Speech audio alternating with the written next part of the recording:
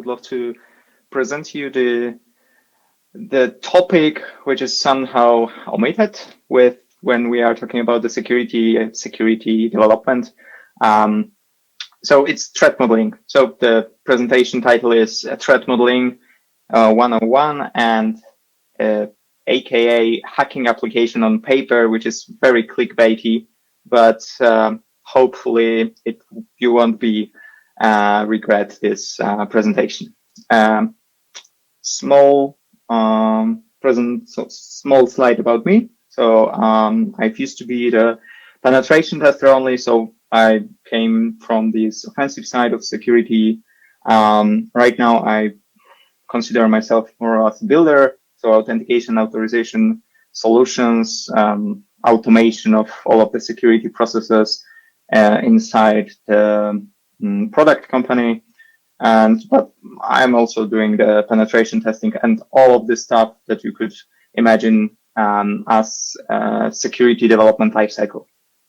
So our opening question would be how to do the threat modeling.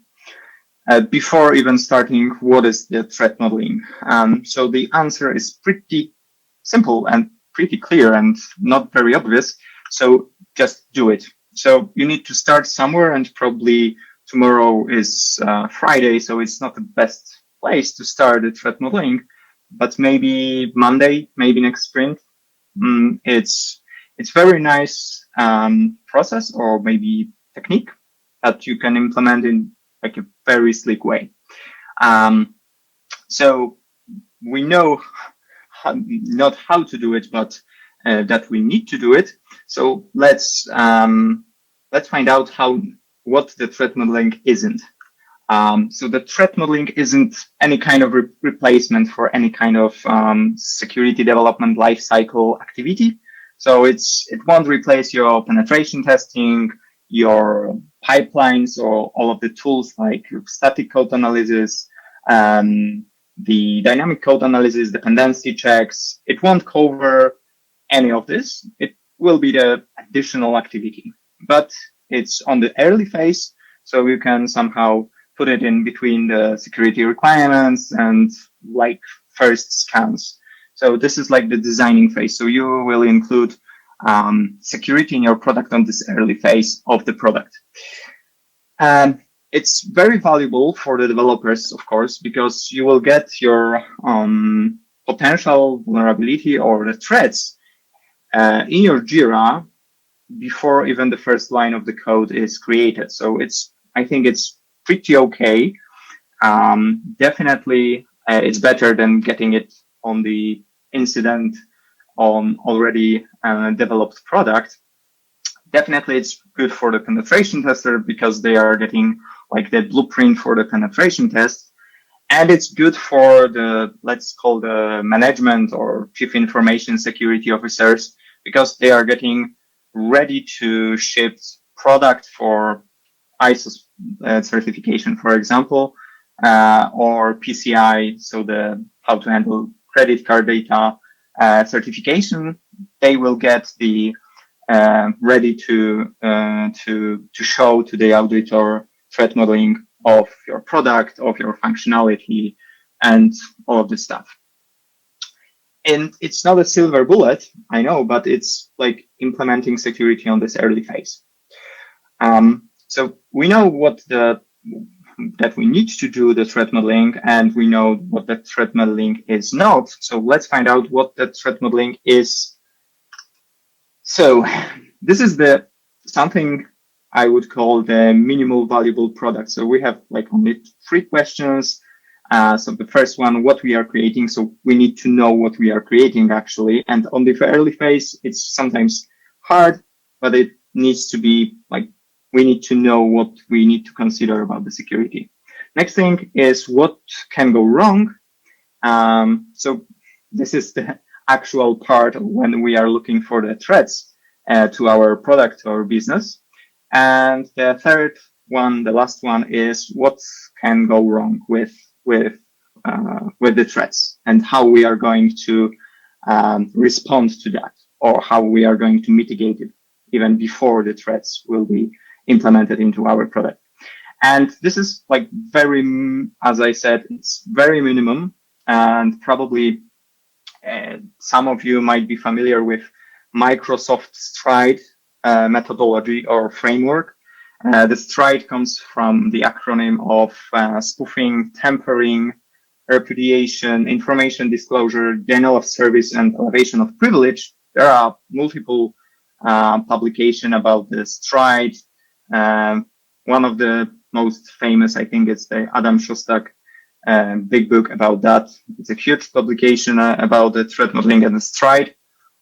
Definitely something that you would love to see, but it's like, everything what comes from the Microsoft is rather bulky, rather big, and you cannot really easily implement it to like one feature job, or you can, but it's kind of complex to do it on a not daily basis, but maybe sprint basis. There is also the PASTA threat modeling, which is the acronym of process of attack simulation and threat analysis, but it's more like it's trying to combine the business perspective and this technical perspective, let's call it that way. So yes, and there is the third one, and probably the most close to what I'm going to show you. So the rapid threat modeling. So it's somehow combine Stride methodology with a little bit like lightweight activities during the actual threat modeling. As we have some kind of limited time, I will show you how to do it on the actual feature, threat modeling. So let's how to do the perfect threat modeling. And probably this is already first catch. It won't be perfect because we have limited time, but it's probably very similar to what you are going to have in your environment. So limited time, limited personnel for the attending this kind of session. So let's do it a good threat modeling. And it will take us like 15 minutes, and we will get some of the threats that might be possible in our feature that I will show you in a second. So our example is the password reset. And with this AXKCD comic, you can already see like one of the first or the second catch of the threat modeling. So do not overthink some of the cases, because yes, of course, we can consider in our example, we will get the link generation in some cryptographic method or some like random number generator used in our case. But yeah, of course, we can consider like post-quantum computer world will be different, and we need to think about like if the RSA will be still valid or not. But it might spoil our like the threat modeling session if we are going to overthink like bigger threats or state-founded agents that they are trying to steal something from us. We need to focus about something that we can somehow fix on this early phase or somehow mitigate it further into an implementation, for example. So it will be much simpler that way. But of course, we need to also take into the account that our product would be in some kind of interest spotlight of the state-founded attackers. But it might be having a good product will be enough for them as well. So yep. So this is our example, the password reset. Everyone knows how it works. It's a little bit like close to our hearts with this conference because the Ory is maintaining similar cases. So password reset for us. So the first point that you would love to have on this session is of course people.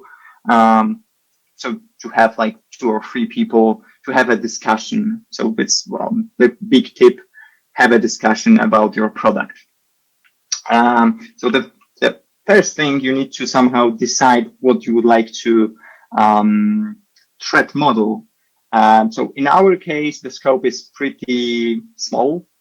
We have like limited scope for our feature. So we do not have like the huge application, for example, that we would love to threat model.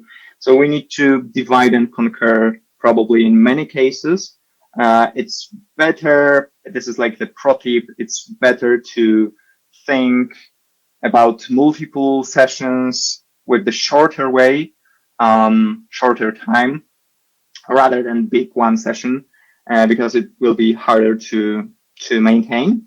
Definitely, you need to think also about what is the actual business of this, because in password reset, yeah, it's kind of valuable, but you can sometimes have also the safety on your mind, like the safety of the people if you are working between the on some different style of product, like my colleague from presentation before talk. Yeah, it might affect also some other stuff. Yes, the next thing that we need to define in our threat modeling is the actors. Actors, they are like users actually, and we of course we can define the attackers and stuff like this. But in our case, in our legitimate scenario, we have like this one actor, which is anonymous user, so not authenticated user, that wants to have his credentials back, or rather wants to have his access back to our application. The second thing is the assets. So what we are going to actually defend from getting. So in our case, the user account or the access to the user account is our asset that we would love to defend. The third one is components. So we will define the components in the diagram. It will be way faster, but we have like the authentication service, we have the mail service, and we have the database, and we have the additional component of the queue. We have data flows, and the data flows are crucial for us. It will be seen on the diagram. You can see how the data flow through the diagram, but I will be on that topic later on. And the trust boundaries, and the trust boundaries are something which is a little bit tricky because it says like what you are trusting. And in our case, of course, we do have like, for example, mutual TLS for the microservice level. So the applications are authenticated between each other. And so we can decide like we are not threat modeling this part of application like this, I don't know, Istio or whatever product we are having the service mesh, for example. So we are trusting that the application is legitimate, that they are talking to each other. And that's fine. So that's how you can use the trust boundaries. So the foundation of our threat modeling, this is something that we need to know what we are doing. So we are doing our product. We need the diagram of this actual flow. So the diagrams, you can do it either way. So you can do it on the session, so synchronize with everyone else on the session. It's way better. You have already the discussion how the product should look like. You have discussion between the stakeholders of the product. It's very nice. You can have already the discussion how the product should look like. So it's very nice. After a while, you can have also the async version of the creating the diagram. So someone is creating the diagram and everyone else is getting familiar with that. Starting with synchronized session and then going to the async is, I think, the best way, especially in this time of age. And because, yes, we cannot always meet. So that's it about how to create the diagrams, and what kind of diagrams we would like to create is another topic.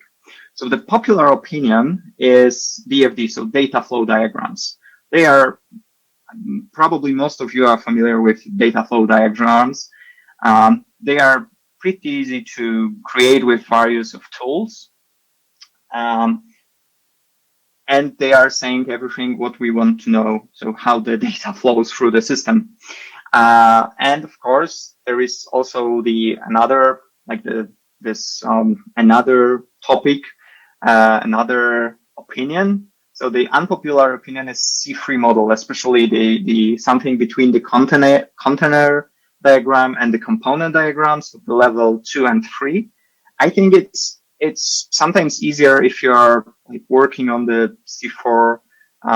It's sometimes easier to like implement the threat modeling, let's say, culture into your company. So that's the second opinion, less popular, I would say. But there is the third one, and it's SUM diagram, and it's very unpopular opinion.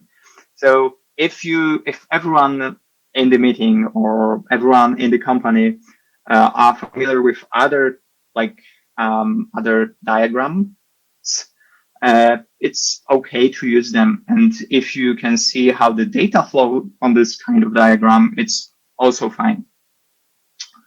So this is our diagram. So this is diagram of our feature. So as you can see here, we have this anonymous user with a little bit of square head. There is the web application, authentication service, database queue, which could be a Kafka, for example, and the mail service. And as you can see here, there are some flows of the data and how the user is interacting with each component. So get familiar with this for a little bit. And in a second, we will go through the next slide. So the actual threat modeling. Yeah, I think it's enough. We will see this this slide once more with additional data.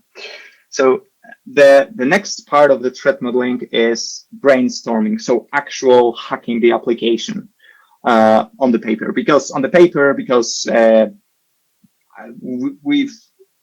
I've already said that, but this is like the designing phase. So it's way before first line of the code. Maybe some of you are familiar with coding or programming on the paper during the university times. So yeah, it's very similar. So that brainstorming, this is our actual threads that can be. This is way where we will find the threats to our application. So. The good thing is about the brainstorming is to create some kind of discussion.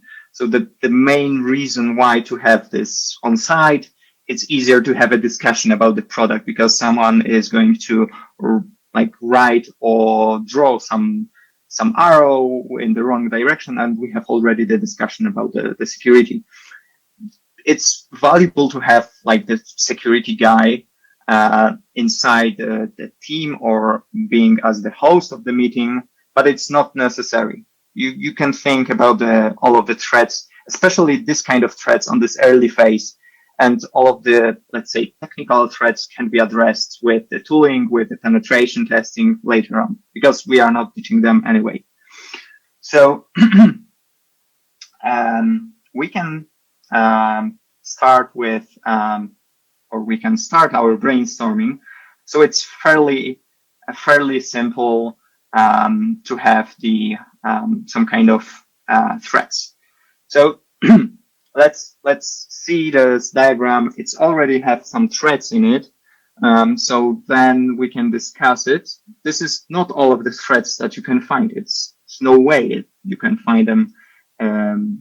There is like multiple other threads that can be identified here. So starting with anonymous user. So as you can see here, we have only one type of user. So it's anonymous user and how the application will behave. So the first threat would be how the application will behave when the anonymous user won't be anonymous, but will be authenticated user. So for example, with the Outkeeper and Kratos, we have like this, I don't know, authorization header with the reference token, and it will be checked by the Outkeeper against the Kratos. and it will be included into the, for example, header JWT token will be provided to our service. And what happens then when the reset endpoint will be called? So if we think already about this, so the next thing, going with the flow, is this is called, I think, password reset poisoning. So if we can provide with this APIs to reset the email, so to provide the email, if we can provide, for example, 2 emails at once, or rather than string of the email, we will provide a table of the emails. What will happen then? The next thing, going through the authentication service, we have like weak param/link generation. So this is like the pretty obvious threat. If we are going to generate in the authentication service the link, or how we are going to generate it, actually, that's the questions. If it will be like a plain text of our email, which is super bad, to some very nice cryptography or UID or that kind of stuff, that it's pretty good. That's the question. So going later, we have the queue. We have probably, we don't think about the ACLs. We don't think about the authentication, because authentication service and mail service has it, like mutual TLS, but they don't have but the Kafka does not have. Not checking it, for example. So going down, mail service is sending this reset link to email of the anonymous user, and the reset link is not expiring, or what is worse, can be used multiple times. That's the worst case scenario, and it's pretty easy to somehow miss it. Then the user is clicking into the link and resetting link. So we do have the problem with not defined behavior here, because this is written already that the password is deleted, but the setting of the password is in the like 3 points further into the way. So it might be a problem. It might be a user without any kind of password, and still it can be somehow unlocked. So we should block it before, or we should only update the password. Then we have also what about the concurrent session, right? So if we have concurrent session on the other browser, what happens then with the user? And the last but not least, if the reset password is omitting the password policy. So if, for example, we are using a different API and we don't really care then by the password policy. And all of these findings were found on a sometimes threat modeling. I would say like 50% of them were found during the threat modeling for the authentication service. But these are like all of that. It's legitimate to have it on your password reset. So as you can see here, like creating this threat modeling and finding all of this stuff, it's not a big list, will be beneficial for you, because finding it on the early phase, on the designing phase of your software, will be way cheaper than having this kind of consideration after the penetration testing, how to fix it on the auditing phase of your application, actually. So traps and fallbacks. Think like you, because there are many people saying like, think like attacker. And if you are not penetration tester, if you are not the attacker, it might be pretty hard to think as someone you are not. So this is like, you don't have to think like a dolphin. And the next thing is best finite non-existent. So best, it won't be the best, but if you're going to have some frequency to your product and you will get all of your flows in some time, or your crucial flows, it will be way better than having the best. Finite, it's also probably not an existent, because if you are deploying every single day, it's not possible to have like threat modeling. But if you are doing like threat modeling once a year and deploying once per day, it's like useless probably, and non-existent because it's better to have something than nothing. So thanks a lot. That's all from what I can prepared for you today. But if you have any questions, please ask right now, or we can have discussion on the Slack channel.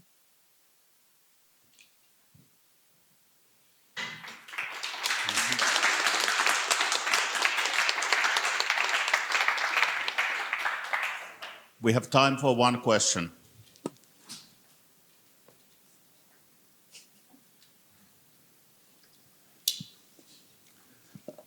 All right. Thank you, Artur, for this. Oh, sorry. There was. Oh. Yeah. One question. So when you're talking about threat modeling, is it like a whole set of methodologies, or is it like kind of standardized? So is it a creative process of careful looking, or is it like a checklist which you go through? So answering that questions, or one question actually, there is the stride methodology, and if you look carefully into that, you will get like the actual lists of threats that are possible. But for example, it will be like you need to think a little bit like about the threats. It will be way beneficial for you rather than getting the big, huge list. In many corporations, like the huge companies, you will get something like the Excel that you need to fill in about your new product or your new feature of your Google sheet, and you will like put some data in here and the security team will review it. But I think it's not very, beneficial if you are doing it as a whole rather than the actual meeting when you are thinking about how to break your application. You can create your own list, which is somehow specified. For example, if you are using WebSocket, you can create a small list, what you need to remember when implementing, when designing WebSockets. And that will be, I think, way better than basing on some big lists about asking you if you're using, I don't know, you're making some kind of safe memory operations when you are using, I don't know, some safe language in the terms of the memory. Okay. So if I have existing sequence diagrams, for instance, and if I put annotations of potential threats, then that would be threat modeling, right? Yeah, and if you have like, I have like this thread that I can, I don't know, enumerate all of our users through the password reset, because I think this is a thread that I didn't show. So you can enumerate all of the users because of this functionality will give you the errors if the user does not exist. So I cannot send this user an email. So if you did that, and you will think about the mitigation, so to have like generic error or to have like 204 HTTP response in every single time, so without showing the error, you will see the mitigation. So you will have the diagram, so you know what you are doing, you know the threat, and you have some kind of mitigation. And that's, you can say it's okay to call it threat modeling.